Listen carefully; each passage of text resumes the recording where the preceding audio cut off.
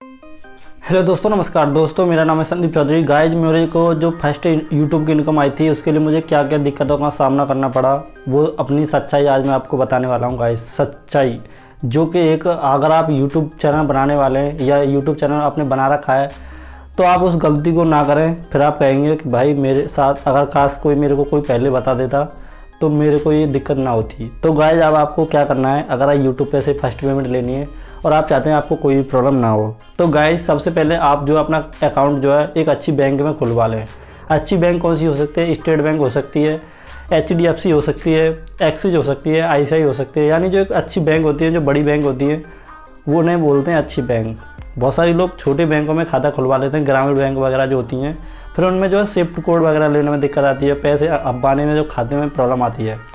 तो गाइज मैंने जब चैनल बना लिया था तो गाइज मैं आपको सच बता दूं तो मेरे पास स्टेट बैंक का खाता भी नहीं था, अकाउंट भी नहीं था बैंक। तो बहुत सारे लोगों ने यूट्यूब पे बोला कि अगर आपके पास स्टेट बैंक का खाता रहता है तो आपका जो चार्जेस है, जो ट्रांजेक्शन चार्जेस जो होता है वो कम करता है और पेमेंट आने में कोई दिक्कत भी नहीं होती है। तो मैंने सोचा चलो स्टेट बैंक में अपना खाता खुलवा लेता हूँ। एक सरकारी बैंक भी है और इस पर हम बिलीव भी कर सकते हैं। अगर HDFC या प्राइवेट बैंक होती है तो वो बोलते हैं कि हमसे बड़ी बड़ी कंपनी ने लोन ले लिया, फंडा ले लिया, हम बर्बाद हो गए। तो इसलिए मैं प्राइवेट बैंक को रेफ़र नहीं करता हूँ, मुझे उन पर बिलीव नहीं है। तो इसलिए मैंने सरकारी बैंक है स्टेट बैंक में मैंने उस पर बिलीव किया, बड़ी बैंक है। तो गाइज अब बात करने वाला हूँ कि जो है भारतीय स्टेट बैंक में मैंने खाता तो खोल दिया था गाइज ऑनलाइन, समझो मेरी बात।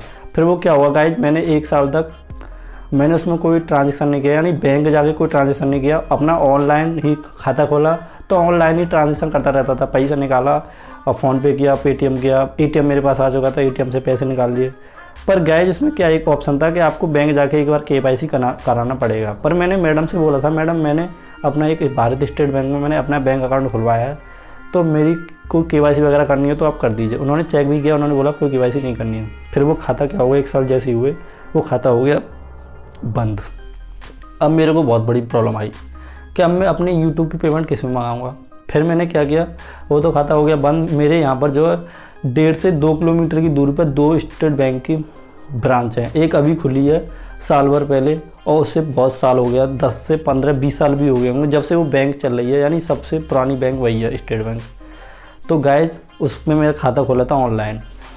अब फिर क्या हुआ, मैंने अब इसमें दोबारा यहाँ पर गया और मैंने बोला भाई हमारा खाता खोल दीजिए। उन्होंने बोला आप अपने जो गाँव देहात के लोगों के खाता खोलते हैं, आप अपने जाइए वहाँ पर कस्बा में। तो मैं वहाँ गया, उन्होंने बोला आपका पहले से खाता खुला हुआ, अब आपका दूसरा खाता नहीं खुल सकता है, आप किसी अदर ब्रांच को विजिट कर लो या किसी अदर बैंक में खाता खुलवा सकते हैं। उन्होंने साफ बोल दिया मेरे मुंह पे। मुझे भाई बहुत बुरा लगा। तो फिर मैंने क्या किया, अपने फिर दोबारा से उसमें गया, अपनी जो नियरेस्ट ब्रांच है, मैंने उनसे बोला कि भाई उन्होंने मेरा खाता खोलने से मना कर दिया, आप मेरा खाता खोल दीजिए। तो उन्होंने बोला आप एक काम करो, उनसे SRN नंबर वगैरह लिया और उनसे कुछ ट्रांसफर वगैरह उन्होंने कुछ लिख के दिया, मैंने वो कराया वहाँ जाके। तो फिर मैंने क्या हुआ, खाता यहाँ पर खुल गया। अब गाइज इसमें जो खाता डिटेल डालते हैं तो उसमें मांगता है स्विफ्ट कोड। तो गाइज जो स्विफ्ट कोड जो ऑनलाइन निकाल रहा था वो स्विफ्ट कोड कुछ और आ रहा था। अगर आपको नहीं पता है कि स्विफ्ट कोड क्या होता है, मैंने इसके ऊपर वीडियो बना रखी है। स्विफ्ट कोड गाइज वही होता है, अगर हमें विदेश से पैसा मंगाना है तो उसके लिए हमें स्विफ्ट कोड की ज़रूरत पड़ती है। अगर डॉलर मंगाने या कुछ भी पेमेंट मंगानी है विदेश से तो स्विफ्ट कोड हमारे लिए वेरी इंपॉर्टेंट होता है। तो इसलिए आपको क्या स्विफ्ट कोड बना के रखना चाहिए। तो आप बनवा के क्या है, जिसमें खाता खुलवाएंगे उस बैंक में जाके, जिस ब्रांच में खाता खुलवाया उसमें जाके आप, अगर उनकी ब्रांच का स्विफ्ट कोड नहीं होगा तो जिनकी जो होम ब्रांच होती है, जिस एक डिस्ट्रिक्ट ब्रांच जो होती है उसका स्विफ्ट कोड देते हैं, उससे आपके खाते में पैसे आ जाते हैं। गाइस जो भी आपका स्विफ्ट कोड होता है उस स्विफ्ट कोड को आपको अपनी होम ब्रांच से ही लेना है, जहाँ पर आपने खाता खुलवाया वहीं से ब्रांच से लेना है। ये नहीं है कि आपने ऑनलाइन ले लिया स्विफ्ट कोड, फिर आपको गाइस बहुत सारी दिक्कतें आ सकती हैं सामने। क्योंकि मैं जब ऑनलाइन स्विफ्ट कोड देख रहा था वो कुछ और था, जब मैं अपनी ब्रांच से लेके आया वो कुछ और था। तो सही रहा, मैंने गलत स्विफ्ट कोड नहीं डाला, मेरी पेमेंट फंस जाती। तो आपको ये गलतियाँ नहीं करनी है। अब बात करता हूँ दूसरी। दोस्तों अगर आपने जो है यूट्यूब पर काम कर रहे हैं, अगर आपने जो है फॉर्म नहीं भरा है, अब फॉर्म कौन सा है, US टैक्स फॉर्म आ गया ऑनलाइन। हाँ गाइस, अगर आपने US टैक्स फॉर्म नहीं भरा है तो अपना US टैक्स फॉर्म भर दें। अगर आप नहीं भरते हैं, जैसे आपके $100 $101 होते हैं, फिर आपके उसमें से $20 कट जाएंगे। फिर आप कहेंगे ये मेरे साथ क्या हो गया, क्योंकि गाइस US टैक्स फॉर्म भरना वेरी इंपॉर्टेंट है गाइस, वेरी इंपॉर्टेंट। अगर आप फॉर्म नहीं भरते हैं तो आपके जो $20 काट लेगा यूट्यूब $100 में से, यानी 20% के हिसाब से वो काटता है। अब ये US टैक्स फॉर्म क्या है गाइस, समझो मेरी बात। US टैक्स फॉर्म एक वो चीज़ है कि आप जो अगर आपके पास यूएस की व्यूवरशिप आती है तो उसमें से जो भी इनकम करेंगे आप, उसमें से वो 20% लेगा हिस्सा। उनकी सही है बात, क्योंकि जिस तरह से हम अपने इंडिया में इनकम करते हैं तो जो भारत सरकार है वो भी 20% टैक्स लेता है, उसी तरह से जो यूएस है, अमेरिका है, वो भी क्या करता है, अब जो भी इनकम आप हमारे देश से करोगे हम भी आपसे 20% लेंगे। तो ये बात सही है। तो जब हमारे पास वहाँ से कोई व्यूवरशिप आई नहीं रही, कोई हमारे वहाँ से कोई लोग व्यूज नहीं आ रहा, कोई देख नहीं रहा, तो हमारे पैसे क्यों कटने चाहिए। इसलिए वो क्या करते हैं कि आप इस फॉर्म को सबमिट कर दो और आपको बता दो कि हमने अपना यूएस टैक्स फॉर्म भर दिया है, कोई जब भी व्यूवरशिप आएगी तो हम उसका 20% काट लेंगे अपने आप। अगर $1 आएगा तो उसमें से जो 20% बनेगा वही काटेगा। अगर आप फॉर्म नहीं भरते हैं तो आपसे $20 काटे जाएंगे हर महीने। गाइज ये बहुत बड़ी दिक्कत है यूएस टैक्स फॉर्म की वजह से, इसलिए आपको यूएस टैक्स फॉर्म भर देना चाहिए, फिर आपका $1 भी नहीं कटता है। ठीक है गाइज, आपका $1 भी नहीं कटेगा, 1 कट जाएगा, 1.5 कट जाएगा, वो अपना यूट्यूब का ही कुछ टैक्स होता है वो ही कटेगा, ज़्यादा नहीं कटेगा। तो वो तो पहले से भी कटता आ रहा है, वो भी अब भी कटेगा।